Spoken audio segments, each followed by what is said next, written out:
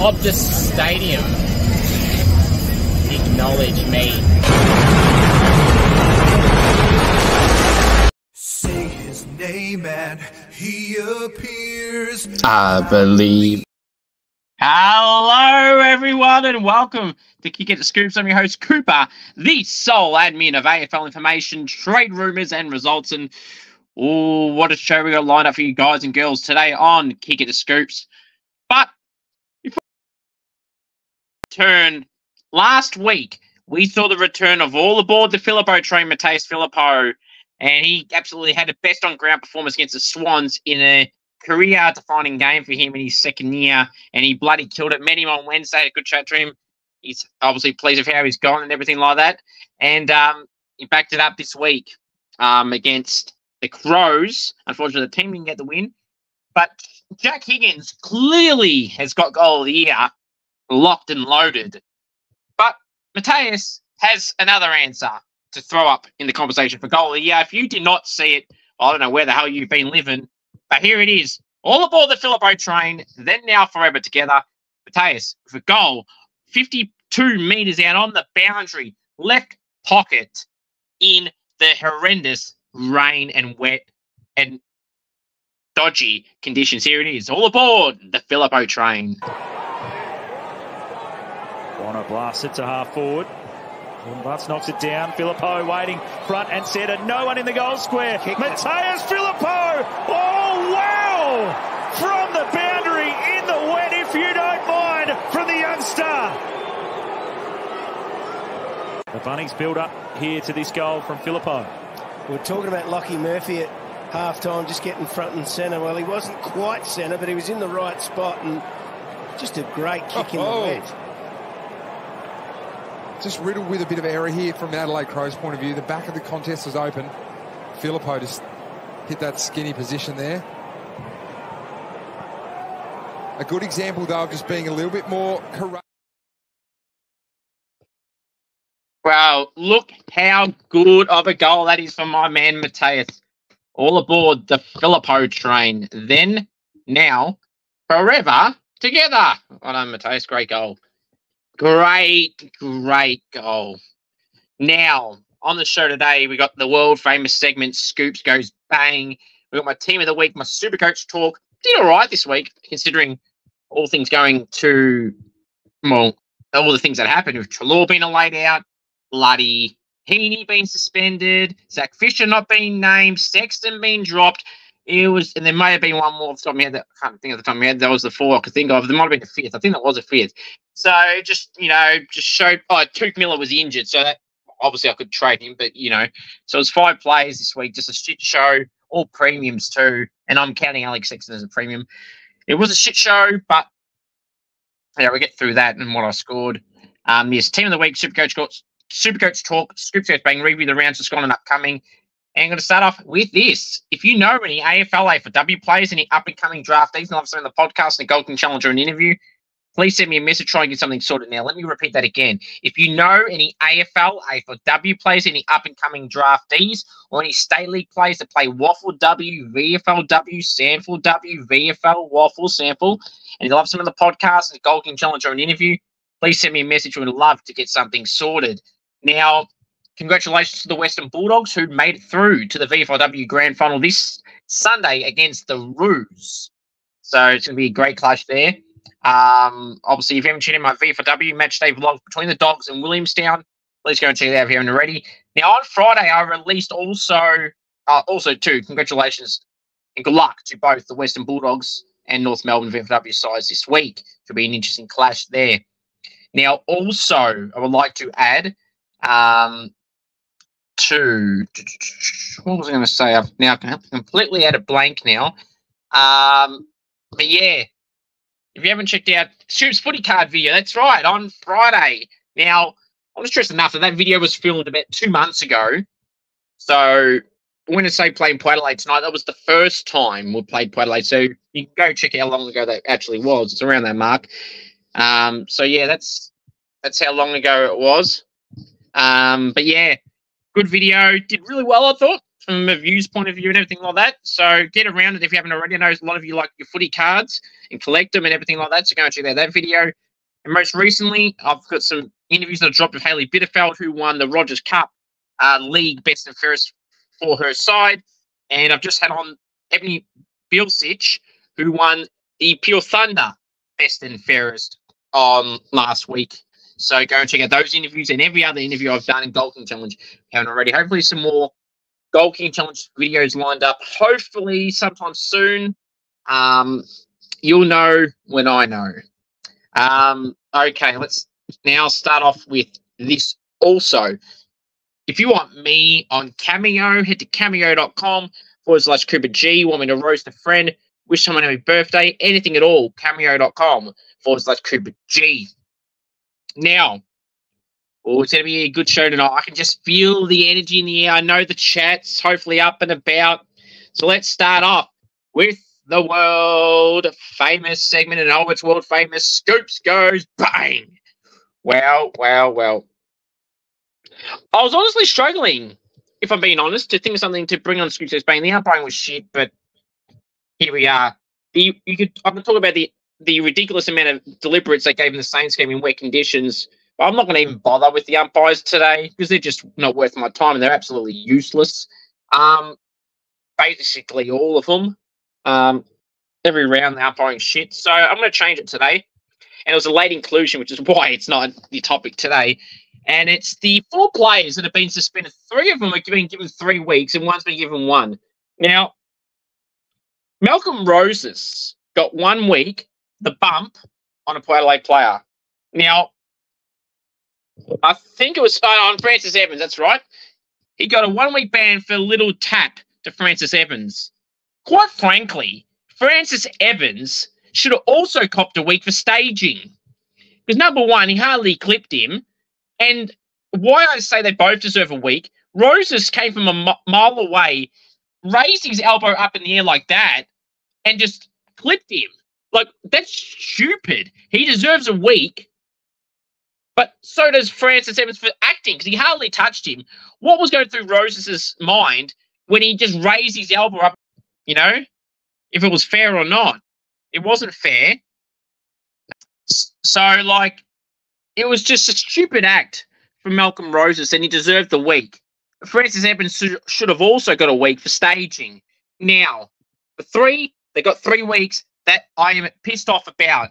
Let's start off with the Alex Davies bump on Lockie Jones. Now, Lockie Jones got concussed. I'm going to stress this enough. So I was expecting a week at least. But 2 or 3 is just stupid. And 3 is what they gave. He hit him with the back of his Guernsey. On the back of the Alex Davies' back, where the jumper number is basically where he hit Lockie Jones with.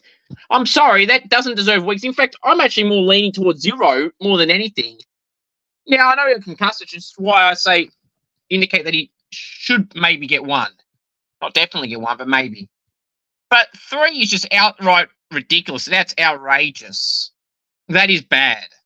And I'm sure the Suns will be appealing that. I don't think they'll appeal the Roses one, but I think they should appeal this one because this one's just stupid and did not deserve 3. So I don't care what fringe player he is, Alex Davies. He had an all right game. He had 20 touches, I think. But I don't like this. I think this is just stupid, again, from the MRO. But the next 2 are even worse. So let's start with Toby Bedford. Toby Bedford on Tim Taranto. He, tackled him and he was hurt, basically. I'm sorry. How the hell does he get 3 weeks for that? He did not contribute to anything there. Unfortunately, Taranto was winded or was dazed or something like that. But that's not on Bedford. What did Bedford do in that moment that was wrong? Tell me what he did wrong. You can't, because he did nothing wrong. And he also shouldn't deserve weeks, let alone 1. Should deserve none. Zilch. 0. This is rubbish. And the Giants should appeal that as well. And he saw him also try to pick up Tim Taranto after it, lift him up, and call to the trainer. That's nice of him, but that doesn't mean he should get 0. But yeah. Now, Charlie Cameron. Charlie Cameron has copped a 3-week ban involving Liam Duggan. And I'm also going to say the same thing as I just said with Toby Bedford. I'm sorry, this is 0 weeks as well. Unfortunately, again, Duggan failed a concussion test from this. But I don't see what Charlie Cameron could have done wrong, different here either. Now, last time Charlie Cameron was in front of the tribunal, he copped a suspension and he got taken off because of his good bloke. He's a good bloke, they said. So, does this come into consideration here? Does that reason not happen anymore, or not valid anymore, because he already used that reason last time? He's been suspended again. But this time, I don't think he deserves a suspension at all for this. 0 as well. It's just laughable. The Lions will appeal this, and so they bloody well should. And so should the Suns for, not Rosens, but for Davies, and so should the Giants for Toby Bedford. It's just, this is why I say that match review officer Michael Christian's a joke, the tribunal's a joke, the umpires are a joke, the AFL themselves are a joke, thinking the umpiring's the best it's ever freaking been. That's the biggest crock of shit I've ever heard all year. And there's a lot of shit I've heard people say, and that is probably the worst. That comes to mind at least.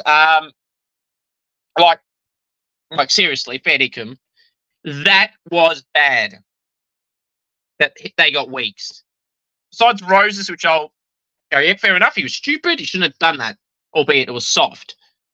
But that's just unacceptable. These Bedford, Davies, and Charlie Cameron should deserve 0 weeks. 0. Not 1, not 2, not 3. 0. You know what? Look in my eyes. What do you see? You can't see me. What I can see, though, is the AFL have 0 idea how to run the competition, how to run the tribunal, how to grade things, and the MRO don't know what they're doing either, Michael Christian. It's time for Christian to go. It's time for Laura Kane to go. It's time for bloody Andrew Dillon to go. Bring back Gill or bring someone else in. I've had enough of these 3. They're absolutely terrible at their job, and I'm not the only one saying that. I think a lot of people say, even in the media, like Jared Whaley and that, who's normally pretty calm on these things, has been very vocal on these things, just kind of shows how bad it is. Jason Dunn's still the same. You got commentators saying things like, oh, gee, you're going to get weak again for this rubbish, is he? Or, the sarcasm. It just shows they know how crap it truly is. Like, to the AFL, lift your game. You give me a headache every week because you talk so much shit and you spew out so many stupid decisions. Lift your game. Pathetic. Now, hope you guys and girls enjoyed that edition of the world famous segment, Goes Bang. Oh. All right, now here we go. Now it is time to tell you all to subscribe if you haven't already. We're on the road to 4K, hopefully sometime soon, or 3K, then 4K, then 5K, etc. We're well over 4K on Instagram, AFL Info Live. If you haven't followed my Insta, please go and do so. And Facebook, AFL Information, Trade Rumours and Results, over 56K followers. Now it's time for my round 18 Scoops AFL Team of the Week. From the back line, the pockets, Bailey Dale and Judd McVie. And fullback, Ben Mackay. Half back line, the flankers, Lockie Whitfield and Dan Houston. We don't have a problem. Centre half, well, maybe the power do. Centre half back, Jacob Wiedering.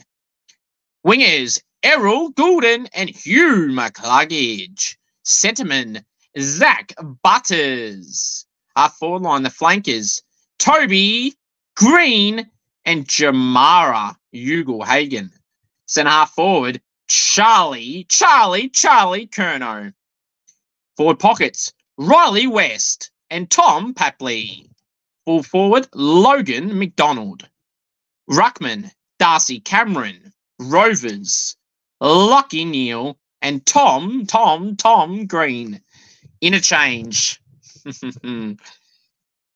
All aboard the Filippo train, Mateus Filippo.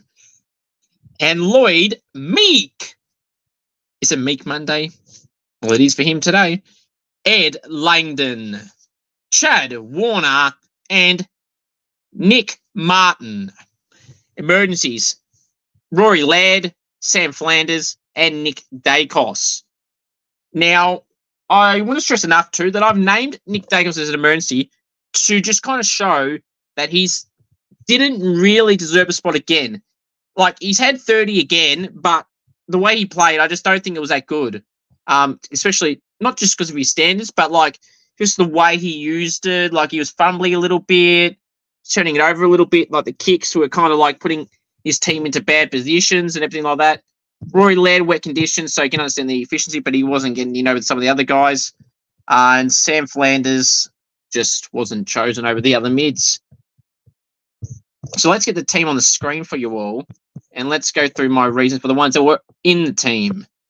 So, but in saying that, though, Sam Flanders and Rory Led were the next mids. And really half-back if I wanted to put them there. All right, so Bailey Dale had over 30 disposals for backman, and the Bulldogs won, so that's not why he's in, because they won, because he had a good game and he deserved it. Judd McVie had 22 disposals or something like that, like 11, 8 intercept possessions. It was really important for the Demons. Ben Mackay had 17 intercept possessions. His team were useless, but he had to get mentioned with those numbers.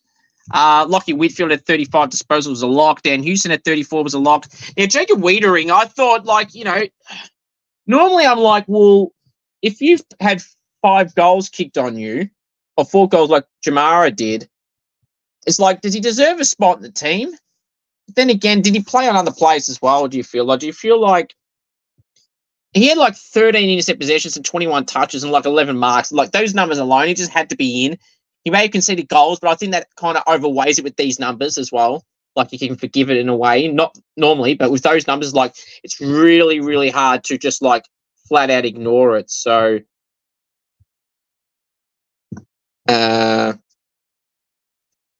yeah, that's what I've gone with here. Okay. Now, that's the back line. The wingers, I had Errol Goulden. He had 41 touches, was a lock. Hugh McCluggage had 34, was a lock. Zach Butters that kicked a goal on 35 was a lock. Toby Green kicked 4. Riley West kicked 4. He's having a good few last month or two, Riley West. Charlie Kerner kicked 3-7. People are going to probably argue, they go, oh, come on, he kicked it inaccurately. His team lost. I don't care that his team lost. There were some shots that he could have got, and he could have easily kicked 7. So, and he gave his backman a bath in Buku Khamis. Jamari Ugle-Hagan, he gave his opponent a bath as well. Riley West kicked 4. As I said, Logan McDonald kicked 4. Tom Papley kicked 4. So all these guys have kicked 4, but Charlie kicked 3. But they all deserve a spot in the team. Darcy Carrigan was the dominant ruckman. They had 58 hitouts. Lloyd Meek as well. Both dominated their ruckman. Lloyd Meek defeated Luke Jackson. I just want you people to know that. Darcy Cameron beat Sam de Koning and Mark Blixarves. Lockie Neal kicked 2 and 34 was a lock. Tom Green had 37. People will argue his efficiency, but quite frankly, I don't care. And he was pretty good, especially in the conditions as well, to a degree. Clearance numbers. My man Mateus all aboard the Filippo train, as I said earlier, a few times now. In wet conditions, he used the ball really well. He was smart. His kicking distance was elite. His meters gain was high. Kicked a goal. Could have kicked another one. So he did really well, and he was our best player. And quite frankly, he was warranted in this team of the week. If you watched the game, you would know how good he was, and he was playing in dry conditions compared to everyone else. Lloyd Meek, as I said, second best ruck, had a lot of possessions, 15 disposals and 50 hitouts as well, 48, something like that. And Langdon on the wing at 30 was a consideration for the on-field one. McCluggage was in ahead of him, but he's in the actual team still. Chad Warner kicked 2 and then 32. So he was going to be in now. Nick Martin kicked 4 and 26. Now, he did get 2 or 3 cheap goals in the last quarter when the game was dead and buried. But quite frankly, I matched him up against Flanders and Dacos and Led. I'm like, you know what? Those 3 don't deserve it, so he's just getting it anyway. So, yeah, really, that's why he's in. Hope you guys and girls enjoyed that edition of the Scoops Rounds 18 AFL Team of the Week. All right, now let's change this up again, and let's go talk about my Supercoach talk. So I scored 2,220. I'm in the top 29%. Got 3 trades left with about 6 rounds to go. It's going to use them wisely, but I want one upgrade still to make, providing Zach Fisher and Sexton come back in, which they bloody bet. I've got cover pretty much, but I don't want to have to use rookies again. The whole reason of trading is to upgrade, not the bloody sideways trade or or downgrade at this point of the season. Dylan Moore shit the bed, so Dylan Moore's the next player that I've cursed, so you're welcome, Dylan Moore owners. But yeah, now let's go through. I'm looking at trading Kruger or Manor or Dowling to upgrade, or Sexton. But it's not really Sexton. I've got 60k left over with 3 trades, so I've got to use it wisely. 60,500 to be precise. Now, let's go to my Fang group. I'm 153rd in the league, which I'm pretty disappointed in. I was 115 for the round, though, which is still not great either. In first place, I have Rowan the Saints. Declan is in front of Rolls Macca by a good 171 now. Declan is the favourite now to win. Then we got Rolls Macca in second place. Then we got Justin. I haven't seen him here, I don't think, all top 5. I think I might have mentioned him last week. He is named Fluke Crazy Uniac, or Axe as he calls it, referring to Luke Davies Uniac. Not a bad name if I don't say. We have Zach in 4th place, who is 30.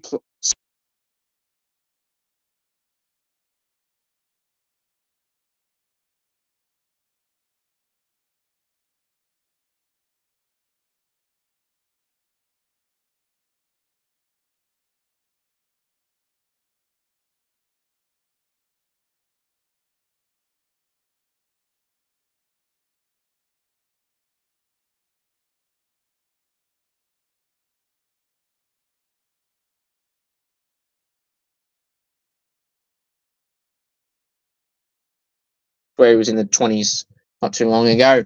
But there you go. That's my Supercoach group page.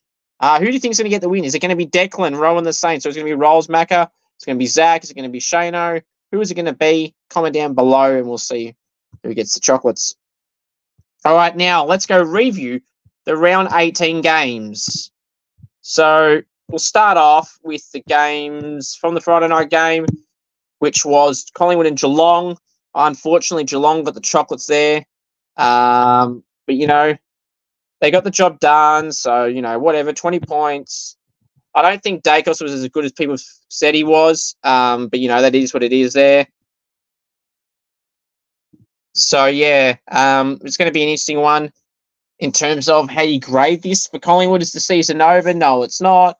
There's plenty of teams up until Hawthorn or whoever's 12th. They can still make the 8. Let's go look at the ladder. Yeah, up to 13th. Sorry, Hawthorn are. So from Hawthorn up, anyone can make the 8. It's the most even season ever. Like, even Carlton now slowly slipping from the top 2. They're now equal with Geelong. So really, anywhere from 2nd now to 12th, 13th, literally is 2 games apart. That's how even this season is, and obviously percentage plays a factor too, and some teams have draws in there, like Collingwood, but I think they had 2 draws in there, so that doesn't really matter now. But, you know, yeah, that's my point. So, Brisbane, Freo and Essendon, that's right. They've had draws as well, it looks like. So, yeah, it's a real tight season, so wins are vital, but Collingwood couldn't get the job done to Geelong. They lost by 20 points. Jeremy Cameron kicked 3, didn't have any disposal. I thought he played better than what his stats show. Darcy Cameron was Collingwood's best player. John Noble may have had 28 touches, but he was fumbling a lot and turning it over a bit. Same with Nick Dacos. As I mentioned earlier in the Team of the Week part, just wasn't his usual best. Wasn't like, even when he got rid of it, he put his teammate in a bad position. So Josh Dacos was quiet, even though he had 23. So and to go, he had 24, and I hardly really noticed him as well. So, I mean, not a great performance for the Pies. They would have stolen it to a degree, but unfortunately didn't get the win. Stupid umpires favouring Geelong again, as per usual. Alrighty, 138 to 59. Swans by 79 over the Roos of the SHG. Not saying much. North is shit. It's plain and simple. They're shit. Is it time for Clarko to go? Is it time for Clarko to go? Has it not worked? You know, Toby Pink kicked a couple and did nothing after. They did that early in the game. But Goulden, Mills played his first game. Parker was a late in. Great to see him back in. She had Warner 2, 3 and 31. Goulden 41. Grundy 1 goal, 20 and 35. I should have gave Grundy a shout out in my Team of the Week contention with the next ruck option. Happily in McDonald kicked 4. No, Zerha kicked 2, 1 and 21. Now, Tom Morris reckons that Cam Zerha is almost certain to stay now, which is a big backflip because maybe he realised he'd be a big hypocrite for leaving. Maybe Sydney didn't want him anymore. Who knows? He's probably going to stay, but who cares? The other team that would have got him probably won that. Now, Hawthorn and Freo, 87-74. Dylan Moore kicked one of the first goals of the game, and I thought, oh, yeah, here we go, he's on. But there wasn't any real standouts to me. Like, Will Day and Warple had their 23-24 range. I mean, don't be fooled by Luke Jackson's stats. He had 20 touches and a goal, but Lloyd Meek destroyed him. Sicily kicked 3 goals, and he was the difference in the end. So I really could have considered him for the team of the week, but all those other forwards kicked those goals, and he played backline for 3 quarters. But yeah, I thought Carl Amon was important in the last quarter. I mean, he had 5 touches in the last quarter, but I thought he was really influential. But yeah, Luke Ryan, again, really disappointing. And I would know with my bloody Supercoach team. But yeah, here we are there. All right, the next game, a big loss for Freo too.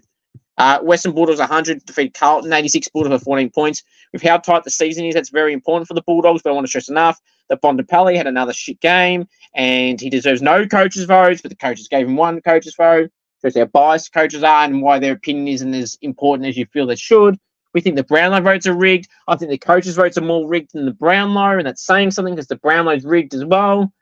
But yeah, for this game, though, I feel like Jamara was clearly their best player, and Bailey Dale. And then the rest, I don't think they even bothered to turn up. It was a 3-man show with Hugo Hagan, Dale, and Riley West, as well.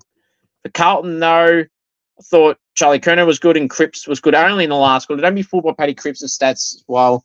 He was only good in the last quarter and tried to get his 7 on the line. He did well in that last quarter, Cripps. He kicked the 2 goals then, I think. No, 1-1 and 10 touches and 4 tackles, which is an amazing quarter. But then think about it, he had 18 and 1 goal at 3 quarters time. That's all good enough for him. But they got the win, the Boils, which is more important for them than the stats. The Saints and the Crows, St Kilda 39, St Kilda 39, 5-9, 39 to Adelaide, 10-11, 71. St Kilda were really good in the first quarter, and I thought they dominated it. They may not have shown it on the scoreboard, but they're up by like 7-10 points a quarter time. I was really up and about. The conditions were a little bit wet on the ground, but it wasn't raining. And then the rain came in for the rest of the game, to like the last 5 minutes of the game. And it was wet from there. Cooper Sharman killed it in the first quarter. He had like 2 touches, 5 marks, and 6 touches in the first quarter. He's like, Coop is on. The Sharmanator is on. Then the conditions didn't favour tall players. And then what happened. I thought my man Mateus Filippo was the best player for the Saints. Sharman was good early. I thought, Wangani Malira played his part. But Sinclair, had some moments as well. I thought Marshall was pretty good. He had 20 touches and 48 hitouts. Now, people go, his efficiency was down again. But look at the bloody conditions. Rory led at 48%. People said he was elite. So just calm the hell down, all right? I didn't think there was many standouts. I thought Saligo was actually really good for them. And Billy Dowling played as well. And Mason Wood started well. And Ryan Burns had his moments for the Saints. It's like he was playing in dry conditions, Ryan Burns with Filippo. They were both, marking it well, running well, like the game wasn't even wet. Now, Zach Jones had 20 disposals, came back into the side. He had 16 contestant. He'll go 55%, yada, yada, yada. Again, wet conditions. That's also better efficiency than Rory Laird. So if you're going to criticise Jones, you've got to criticise Laird. He was 48%. Jones had a lot of contested possessions as well. And the abuse of Zach Jones cops on a weekly basis is completely unacceptable for St Kilda fans and AFL fans in general. I've seen a post where he got absolute disgraceful messages from some random hack. I'm glad he left their name on there and made them look like an absolute tool. But yeah, Zach Jones is playing AFL and you are not. So, yeah, no one gives a fuck about your multis and all this bullshit. Okay? So, and plus he had a good game for that crap anyway. And he had 70 intercepted disposals with 3 clearances. So I thought Zach Jones was far from our worst, and I thought he was actually really good. He killed it in the first quarter. I thought with Filippo, he was our best player in the first quarter. So he just shut the haters up. And Filippo, with his 1-1 and 20, had 9 tackles as well. So Filippo and Jones and Sharman, in the first quarter in particular, and Malira, first and Kilda's better players. And Dowling. And Scholl was good too for the Crows. Kicked an important bloody goal. I don't think Rory Laird or Dawson or Ben Keys, who were their best stats players, were their best players. I just named you the players I thought were the better for ones for them. Dowling. Riley Thilthorpe, I was worried when he was in the team. I thought, this guy always seems to do something against us. He's got a big body, a big frame, and he's hard to get away without, not inexperienced, but like not strong defenders like to his size. Like we don't have a Dougal Howard's a good key defender, but he's not like a strong physical play. Wilkie's an interceptor, so is Battle. So, I feel like that's the type of defender we miss, the strong-ish defenders. And, but yeah, Phil Thorpe was always going to be an issue when he came on, and I was pissed off that he came on at all. I was hoping they wouldn't play him at all. But yeah, he kicked a couple of goals late. Yeah, I was not happy with that. But luckily he didn't play the whole game. But we were in it for 3.5 quarters. So for the people saying that we were out after quarter time, shut the fuck up. Seriously, grow up. We were fine. It was just, it is what it is. And they pulled 3 cheap goals on late. That makes the margin look worse. Not saying they weren't playing well after the quarter time, but just fair dinkum, be quiet. It is what it is. Now Melbourne gave the Bombers less than by 17 points, 84-67. No Max Gawn. Now, I know no Petrarca, but he's not going to play the whole year, so I'm not going to use that excuse the whole time. But no Ruckman. They played Petty and Co in the ruck, who isn't even a ruckman and shouldn't even be in the team, by the way. They could have used Fullerton. They got a young ruck named Will Verrill, who was never getting a game. Fullerton's best chance was to get a game this week, and he didn't. Now they won. He probably won't play next week, and then Gawn will be back the week after. So Fullerton's chances as playing in the ruck is over, unless they somehow want to play Fullerton and Petty together. I know a Demons fan that wants to see Fullerton in the team, but we'll have to wait and see. For this game, though, Rivers was good. Langdon was good. But, yeah. Now, don't be fooled by Nick Martin's 4 goals and 26. So now he may have been on my bench for the team of the week, so it might sound odd to say this, but I don't think he was that good in terms of, he got a lot of cheap goals at the end. People want to bring up contested possessions all the time. It's just he had 6. So he had 20 uncontested. So, for the people that want to keep bringing up, and it's just what I'm just saying. You want to bring up stats for other players and tell me that they didn't have this many contested possessions, but then Nick Martin has 6 out of 26, and you want to tell me it doesn't matter. You're a hypocrite for saying that. Now, and that's a loss, so sucked in. All right, next game is Gold Coast and Port, 96-82. I said from the start that Gold Coast won't lose this. Not because it's Port, because they're at home and they're undefeated and they're going to continue that. And they did. 14-point victory. I thought that the Suns' Noah Anderson was really good. Ned Moyle beat that Sanafel hack, Jordan Sweet, or Sample hack, as I call him. Zach Butters and Dan Houston, they were really good. I thought Travis Boak played his part. Aaliyah played his part. Kane Farrell played his part. Outside of that, there wasn't many other contributors. For the Suns, Will Powell, Alex Davies, Sam Flanders, and Noah Anderson played their part. And I thought that Ben King, kicking 2-2 with 8 marks and 10 disposals, played his role as well. Now, the next game to go through is Richmond and GWS, 84-108. Credit to Richmond for being in this game pretty much the whole way through. We thought this could have been a blowout. The Giants, I wouldn't be too pleased if I was them. Lockie Whitfield and Tom Green and Toby Bedford were really good. Toby Bedford had 13 tackles. He's a tackling machine. He will be missed if they can't get him downgraded to suspension. But yeah, so not much to say about this game outside of, Dion Pressier played good. Toby Nankervis played really well. And Tim Taranto did as well against his old side before he was off at the end of the game. Now, the final game to go through is West Coast and Brisbane. West Coast lost by 13 points, 93-106. Brisbane by 13 points. Congratulations to Adam Simpson on a career as the coach of the West Coast Eagles. Obviously, this happened after the podcast last week. So I want to congratulate Adam Simpson on being coach for the Eagles for as long as he did. I think it was 11 years. The absolute scrutiny from the media is an absolute disgrace. And actually, let's continue this Adam Simpson with an exclusive emergency edition of the world-famous segment, Scoops Goes Bang. Boom. Boom. Boom, boom, boom. Now, the treatment of the WA media to Adam Simpson after he was sacked or parted ways, whatever words you want to use, is an absolute disgrace. This column with a bunch of losers writing this WA. I love that Adam Simpson gave his WA media a drive-by on the way out, that Woodcock guy, and he said, when did you know your time was up? Oh, probably after your 300th fucking article, mate. That was a pisser. Adam Simpson went bang, then he went, Simmo goes bang for that moment. He's stolen my thing, but I'll let him have it for that moment. That was pretty cool. But yeah, congratulations Adam Simpson on his career. But the media need to get a grip. Disrespect Adam Simpson. I kept saying it for 2 years. They had so many injuries. No bloody coach could have done anything given what Simmo did in those 2 years. Now, this year, They had their good month around the time they beat a few sides and they were close against us, against St Kilda in Perth. So I think this has been harsh on Adam Simpson. I thought they should have waited out the year. I see no benefits in them of getting rid of him now. If anything, it benefits him because he's getting paid out for the rest of his contract for next year as well and for the rest of this year. So jokes on West Coast, even though they're a lot of money. But anyway, and also one player I want to roast is Harley Reid. Now, I want to stress enough that if you watch the clip where Adam Simpson went out of the presser, or went into the presser of him being sacked, he says, Harley Reid's smiling at him like a child and is basically saying, you know, you got your way. You've had your say, You've had your say, you got your way, or you've got to stay. It's one of those three things that Simmo said. And off the body language and everything like that of Daisy Pearce, who was sitting around Harley, and Matt Flynn and Bailey Williams, you know, the reactions were like Daisy Pearce, when Simmo walked past, she was like, the look of the picture that I saw was like, she's going, what did you just say? Implying that it was obviously something negative, which would have been, you've had your say. In other words, you got me sacked, screw you.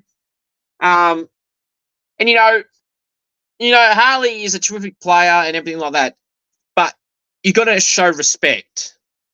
And I think there's a bit of an arrogance being shown at the moment, you know, with the fend off. You know, he's a great player, don't get me wrong. He'll be one of the gun star players in the comp with Nick Dacos. I'm not doubting that. But I think his attitude needs to be a bit better towards anyone in those positions like Simmo or whoever.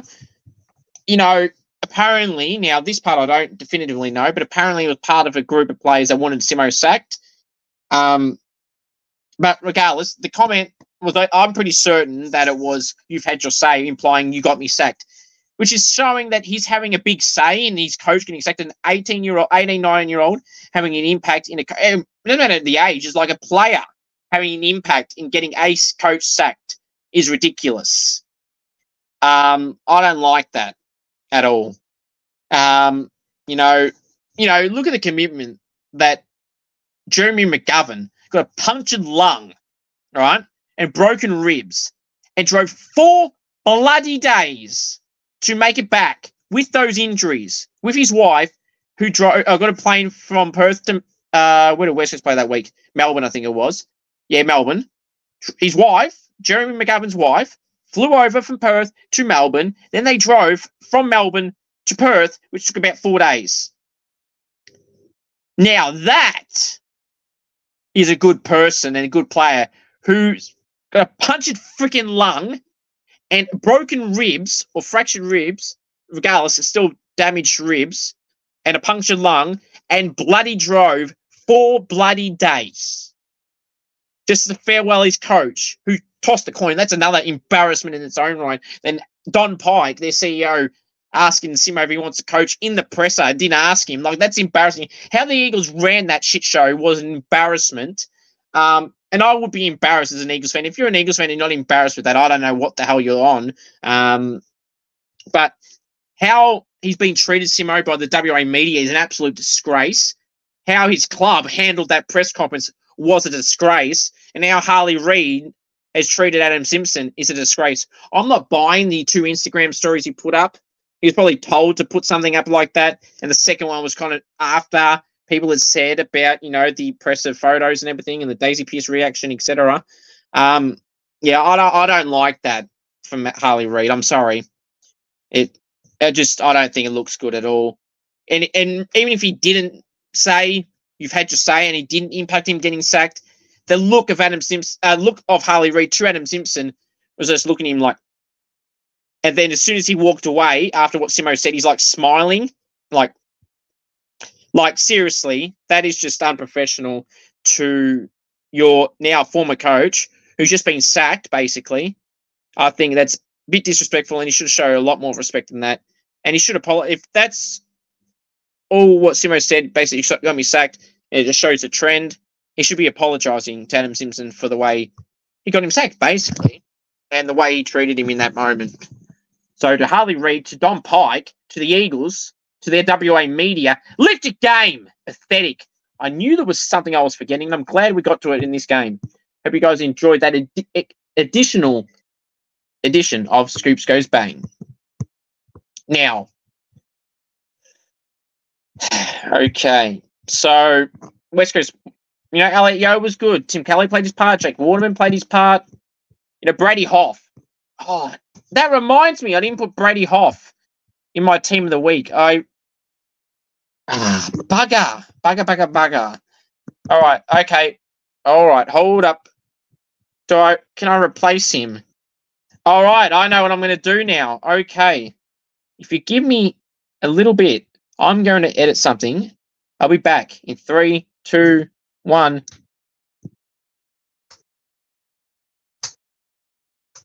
We're back. So this is the updated team of the week. Here we go. So Brady Hoff is in the team, and Nick Martin has been put to the emergency list. He didn't deserve it. So if you were listening earlier, this is now what I've put. I've updated it. Brady Hoff was terrific. I watched that game, and I thought he was really good, Brady Hoff. Really good. And deserved a spot there. Let's get his numbers up, shall we? But let's get it up. Actually, technically we're reviewing round 18 still. Let's get Brady Hoff's numbers up. I thought Zane True played his part as well. Brady Hoff had 18 disposals, 4 marks, 3 tackles, 8 intercept possessions. I thought if you watched the game, you would know what I'm talking about. Brady Hoff had a real good game, so now their Eagle is in the team of the week. So yeah, all right. The game, as I mentioned, those players were good for the Lions. Neal, McCluggage, Dunkley played his part. McInerney was okay. Cam Rayner kicked some important goals late. I thought Danaher had moments, but wasn't insanely good. But yeah, that's what I think of the team. Of that game, sorry. Now let's go review the round 19 games to wrap things up this evening. While I'm doing that, if you know any AFL, AFLW players, any up-and-coming draftees or any State League players, like Sample W, VFLW, Waffle W, Sample, VFL, Waffle, or any up-and-coming draftee or any AFL, AFLW players, and love some of the podcast, in a Gold King Challenge or an interview, please send me a message or try and get something sorted. And this is an important message that a lot of you need to take into account. If you tell someone you're going to do something, you damn well do it. Just remember that. And also, a nice message can mean a lot more to someone than you may think. And by the way, people in high club land and everything like that, a very nice message or important respect shown back can go a long way. That's particular AFL clubs I'm talking about here. Just remember that. By the way, also, too, if you organise something, right, for whatever it is at an AFL club, and you get your members to go to something, you actually deliver on what you post. Don't false advertise. This is the second time I've seen this club do this. It's unacceptable behaviour. Now, I forgot to mention that also before. Let's go to round 19 games. Starts off at Marvel Stadium. It's Essendon and Adelaide. 7:40 Vic time. I'll be tipping Adelaide in this one by 1 point. Saturday, 1:45 at Giants Stadium. It's the Giants and the Suns. I got the Giants here by 15 points.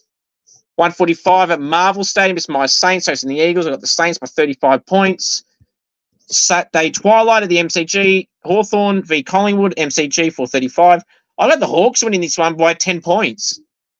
And an upset in a way. 7:30 Saturday night at Adelaide Oval. It's Port Adelaide hosting Richmond. I have Port Adelaide winning this by 45 points. Actually, no, scratch that.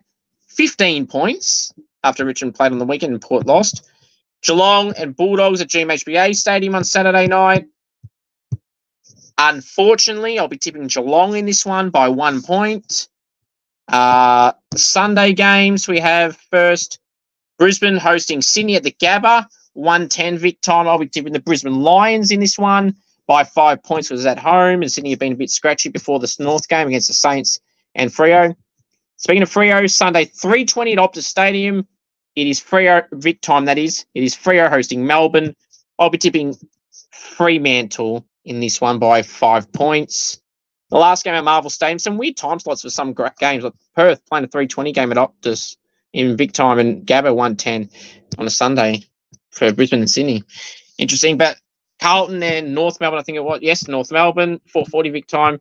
Carlton are going to win this by 55 points. It might be called, will be Charlie Curnow to kick 10 goals this game. There you go. If he kicks straight, that is.